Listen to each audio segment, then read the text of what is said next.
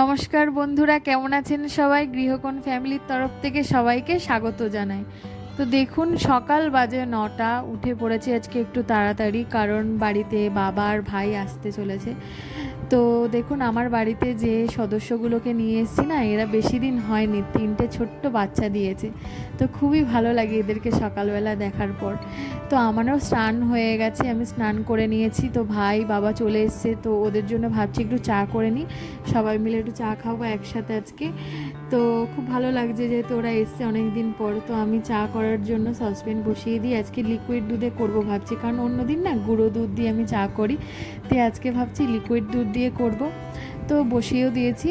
তো একটু ভাবছি আদা একটু কুচি করে একটু থেতো করে দিয়ে দেবো, কারণ আদা দিলে না চায়ের স্বাদটা আরও খুব ভালো হয়। তো আদাটাকে একটু ভালো করে থেতে নিচ্ছি, নিয়ে এবারে দিয়ে দেবো চায়ের মধ্যে। তো চায়ের মধ্যে দিয়ে ভালো করে চাটা আস্তে আস্তে করব। তো সকালবেলা ভাগ্নি উঠে পড়েছে, ও ঠাকুরের পুজো মানে দিয়েছে। তো সকালবেলা গাছের ফুল তুলে ও কি সুন্দর সাজিয়ে মানে পুজো করেছে দেখুন।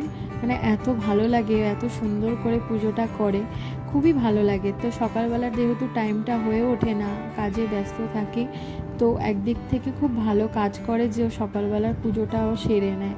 তো এত সুন্দর করে আমার রাধাকৃষ্ণ সমস্ত ঠাকুরকে সুন্দর করে ফুল দিয়ে সাজিয়ে যে গুছিয়ে পুজো করে, খুবই ভালো লাগে দেখে। তো আমার মনটা খুব শান্তি হয়ে যায় তখন দেখার পরে। তো আমাদের রাধাকৃষ্ণকে সুন্দর করে জামা পরায়, মানে সুন্দর করে পরিষ্কার করে সমস্ত কিছু করে ও পুজোটা দেয়, খুব ভালো করে গুছিয়ে গাছিয়ে পরিপাটি করে পুজো করে, মানে দেখতেও খুব সুন্দর লাগে। তো আমিও চাটা অলরেডি দুধটা গরম হয়ে গেছে, আমি চায়ের মধ্যে এবারে চিনি আর চা পাতা দিয়ে দিয়েছি। আর চাটাকে না আমি একটু আস্তে আস্তে ভালো করে ফুটিয়ে ফুটিয়ে করব, কারণ চা যত আস্তে আস্তে ফুটিয়ে ফুটিয়ে করা যায় তত ভালো টেস্ট হয় চাটা। তো মাকে বললাম, মা সকালে কি করবে? মা বলছে, মা দেখলাম যে পাউরুটি নিয়ে চলে এসেছে। তো ভাবলাম পাউরুটি নিয়ে এসে মাকে বললাম, মা পাউরুটি কি শুধু খাবো, ডিম টোস্ট করবে? মা বললো, না, চলো তোমাদেরকে আজকে আমি একটা ভালো সুন্দর একটা রেসিপি করে বানিয়ে খাওয়াবো। তাই বললাম, কী বানাবে? বলছে ঘরোয়া চটজলদি একটা ভালো স্যান্ডউইচ বানিয়ে খাওয়াবো। চলুন দেখুন, সাথে থাকুন কীরকমভাবে আজকে আমরা মানে স্যান্ডউইচটা মা বানাবে। তো মনে হয় আমি স্যান্ডউইচের ভিডিও আজকে দিতে পারবো না, কারণ চাটা খেয়েই না আমি একটু বেরোনোর আছে, বাজারে যাব ভাবছি। তো ততক্ষণে হয়তো মা হয়তো টিফিন বানিয়ে নিতে পারে। তো চাটাকে নিয়ে এবারে সার্ভ করে দেবো, কারণ চাটা অলরেডি হয়ে এসেছে, আর বেশি ফোটাবো না। তো আস্তে আস্তে একটু ফোটাই, কারণ আমার খুব ভালো লাগে অনেকক্ষণ ধরে ফুটিয়ে ফুটিয়ে চা করে না, চাটার টেস্টটা খুবই সুন্দর হয় খেতে। তো যার জন্য আমি অনেকক্ষণ ধরে ধরে একটু কম আঁচ করে একটু বাড়াচ্ছি, একবার কমাচ্ছি, একবার বাড়াচ্ছি, এরকম করে করে না চাটা আমি করি। তো এরকম করে করি কারণ ভয়ও লাগে মাঝে সাঝে না একদম চাটা একদম পড়ে যায়। দুধের ক্ষেত্রেও এইটাই হয় আমার।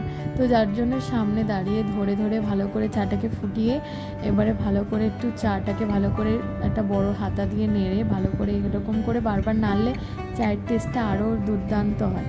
তো এবার সবাইকে চা দিয়ে দেবো। ভাই বলছে, এত সুন্দর করে চা বানাচ্ছিস, কখন দিবি? তো ওকে বললাম, দাঁড়া, তোকে আগে আমি দেবো, তারপরে সবাই আমরা খাবো। তো ওকে চা দিয়েছি, ও তো দেখে তো খুবই মজা পেয়ে গেছে চাটা। আমিও একটু এই গ্লাসে নিয়েছি, এই গ্লাসটাতে যে চা খেলে না প্রচণ্ড গরম থাকে, মানে অনেকক্ষণ ধরে গরম মানে চাটা আমি খেতে পারি।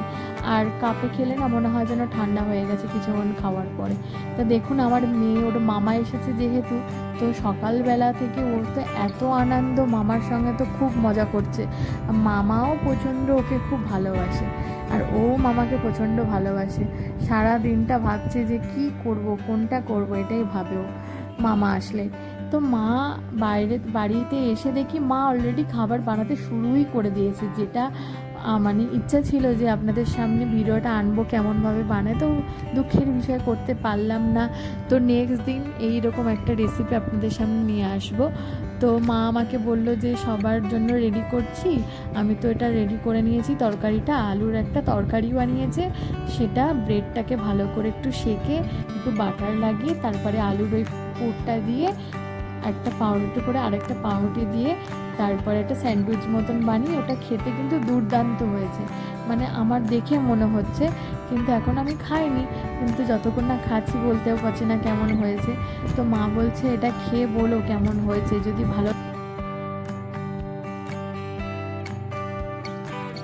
খেয়ে বলো কেমন হয়েছে। আমি তো ভালো করে বানাতে পারি না, আমি বলছি নিশ্চয়ই ভালো হবে। তো মা বলছে যে না দেখো, খেয়ে দেখো তোমাদের পছন্দ হয় কি না।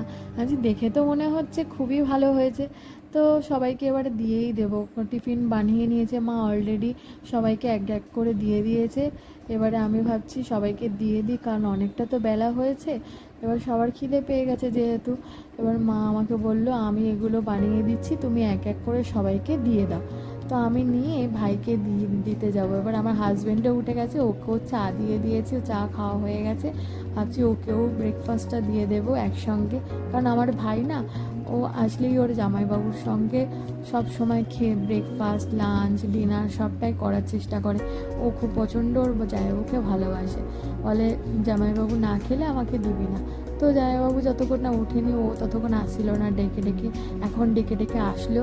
এসে ওকে বললাম দেখ তো খেয়ে দেখ তো কেমন বানিয়েছে মা। তো বলছে দেখছে, দেখে তারপরে বলছে নিশ্চয়ই ভালো হবে। তো কেমন রিভিউ দেয় দেখা যাক। তো অবশ্যই ভালোই হয়েছে, মুখটা দেখে মনে হচ্ছে দারুণ এক্সপ্রেশন দিচ্ছে, তার মানে সত্যিই সুন্দর হয়েছে। চলো এবার আমি একবার খেয়ে দেখি, আমি তো আর পারছি না দেখে ওদেরকে দেখে, কারণ মা বানিয়েছে, মা বলছে ভালো হয়েছে মানে নিশ্চয়ই খুব ভালো একটা খাবার। মা যখন বানিয়েছে নিশ্চয়ই খুব ভালো খাবার বানিয়েছে। তো মাকে বললাম যে মা তোমার আমার দুজনের বানাও। মা বললো তুমি দুটো নাও, আমিও দুটো করে নাও। আমি বললাম মা আমি দুটো খাবো না, সকালবেলায় না বেশি আমার ভালো লাগে না খেতে, যত হালকার ওপরে রাখি, কিন্তু সকালবেলা ব্রেকফাস্টে হেভি করাই উচিত। তো আমি হাফ আর একটা গোটা একটা হাফ নিয়ে নিয়েছি, সাথে একটা মিষ্টিও নিয়ে নিয়েছি। মিষ্টিটা আমি খাই না, তো ভাই যেহেতু নিয়ে এসেছে ও বললো সবাইকে দিয়েছিস যখন তোকেও একটা খেতে হবে। আর এলাম মিষ্টি আর খাবো না, কারণ যা দিনের দিন যা মোটা হয়ে যাচ্ছি, এই মিষ্টি খেলে আর নিজেকে দেখতে হবে না। তো সকালবেলা রান্নাটাও আমি বসিয়ে দিয়েছি তাড়াতাড়ি করে, আর ডাল সেদ্ধ করে নিয়েছি, মা ডাল সেদ্ধ করে রেখে দিয়েছিল। মা বলল আম দিয়ে টক ডাল করো আর পেঁয়াজি করো আর ভাত করে নাও, এই বেলাটা হয়ে যাব। তো মা যখন বললাম হ্যাঁ ভালোই বলেছে, কারণ এত গরম পড়েছে, টক ডাল আলু আর আলু ভাজা তো খুব প্রিয় আমাদের বাড়ির। তো আলু ভাজতে বারণ করলো, বললো পেঁয়াজি করো ভালো করে সুন্দর করে। তো আমি একটু ভালো করে মানে ভাবলাম যে পেঁয়াজি বানাই, আর টক ডালটা মা বলছে টক ডালটা বানিয়ে ফেলি আর ভাত করে নিই, কারণ মা ভাই বাবা এসছে, ওদের রাতেরবেলা ওদের যা ভালো মন্দ যা বানাবো রাতে ওদেরকে করে দেবো, আর দুপুরবেলাটা হালকা রাখার চেষ্টা করেছি। তো আমি তেল গরম হয়ে গেছে, যার জন্য এবার আমি ওতে 5 ফোড়ন দিয়ে এবার ভাবছি ভালো করে ডালটাকে ভালো করে ফোড়ন দিয়ে নিই। তো ফোড়ন দিয়ে এবার ডালটাকে ছেড়ে দেবো, দিয়ে ডালটাকে দিয়ে দেওয়ার পরে, কারণ তেলটা না অনেকটা গরম হয়ে গেছে, এবার একসঙ্গে তো দিতে আমার খুব ভয় পাচ্ছি। তো যার জন্য প্রথমে আগে একটু হাতাই করে দিয়ে নিয়েছি, তারপরে আমি একসঙ্গে দিয়েছি, নয়তো প্রচণ্ড আমার ভয় লাগে, মানে গায়ে ছিটকে আসার ভয় লাগে, এরকম একটা ভয় পাই আমি। যাই হোক নুন হলুদ আমি দিয়ে দিয়েছি, ডালটাকে এবার ফুটতে ওদেরকে একটু টাইম দিই, কারণ ডালটা যত ফোটে ততটা ভালো হয়। তো ভাতও বসিয়ে দিয়েছে মা, আমিও ডালটাও বসিয়ে দিয়েছি। এবার মা পেঁয়াজ কেটে দেবে, পেঁয়াজিটা মেখে নেব। তো বন্ধুরা আপনাদেরকে একটা কথা বলি, এটাই আমার পেজের ফার্স্ট ভিডিও। এই ভিডিওটা আপনাদের কেমন লাগলো আপনারা নিশ্চয়ই জানাবেন, ভালো লাগলে অবশ্যই একটি লাইক করে দেবেন। আর এটি আমার নতুন পেজ, এই চ্যানেল খুলেছি, আমার চ্যানেলের নাম হচ্ছে গৃহকোণ।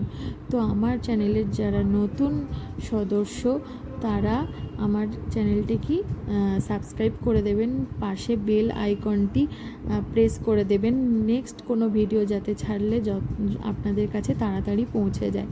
তো চলুন পরপর কি করছি আপনার সারাদিনটা দেখতে থাকুন। তো আবার নেক্সট ভিডিও নিয়ে আপনাদের সামনে চলে আসবো।